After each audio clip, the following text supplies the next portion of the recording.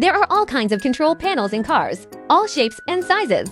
But their working principles and testing methods are basically the same. There are usually several ways for switches to send signals to the main control module. Analog signals, digital signals, or more common LIN or keyboard matrices. A digital signal switch can only transmit two states. The button is pressed or unpressed. It has just two wires, one ground wire and one signal current wire. This wire can only send digital signals of 0 or 1. The window regulator switch in my hand is an analog signal switch. It also has two wires, one ground wire and one signal wire. This signal wire can transmit more than two states of the button though. This switch has multiple functions: window up, one touch window up, window down, one touch window down, and the floating state when not in use. That's 5 functions in total. Switches with many buttons mostly use LIN bus communication. Since there are numerous buttons, we need protocols to control their functions. Because if we used digital signals for a large number of buttons, each button would need two wires connected. This would result in too many wires.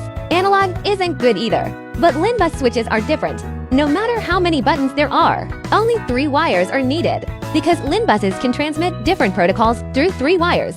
And each protocol represents a unique signal to achieve different functions. For example, signal 1010 can represent one button, 1001 another, and 1100 a third one. All signals are transmitted as high and low voltage levels. This way we can control multiple buttons without mistakes. This type of switch sends LIN signals to the main control module, but inside the switch, it still uses digital or analog signals on its own.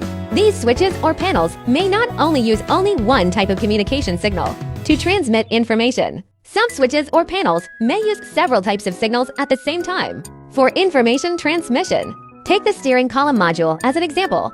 It can have more than one among digital, analog, LIN, and keyboard matrices signals. So some switches use a combination of different signal types. Where are keyboard matrices used then? ASCII panels, navigation buttons, or steering column switches. Panels with many simple function buttons usually adopt this technology. The main pro is always the same. You need less wires, and you don't need a module to support LIN. Let's see how it works.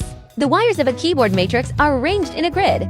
Let's assume the keyboard matrix has 10 wires, 5 horizontal and 5 vertical. This is the basic structure of a matrix keyboard. The 5 horizontal wires and 5 vertical wires all connect to the CPU, making a total of 10 wires. So how many signals can 10 wires transmit? The number of signals equals the number of intersections on the grid.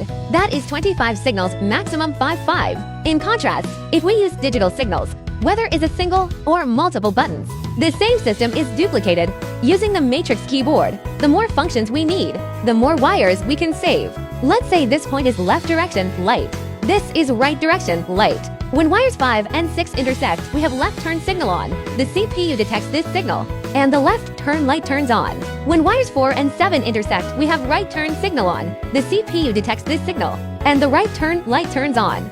Similarly, every other intersection can represent a switch or a change of state, like the wiper switch, headlight switch, or windshield washer switch. Each switch occupies one intersection. When you press a switch, we will make the corresponding wires intersect, so the functions is enabled. As mentioned earlier, one digital signal wire can only control one switch, while one analog signal wire can an infinite amount of switches. That is if we set it, for example, to detect a different state every 0.02 volts. With a max voltage of 5 volts, that's 0.02 equals 250 states. The problem is this is too difficult to apply to reality. A 0.02 volts difference is too small. It's easily affected by temperature and humidity changes. Not to say leaves no margin for error. Even a slight change in temperature or humidity can make the signal unstable. For example, activating the left turn signal might mistakenly trigger the windshield washer if the signal is disrupted. That's why using analog signals to save on wires isn't a great idea. They have their use cases, sure, but digital signals are different. They are much safer from interferences. Keyboard matrices and LINs have the same advantages. That's why these are widely used on control panels. Thank you for watching.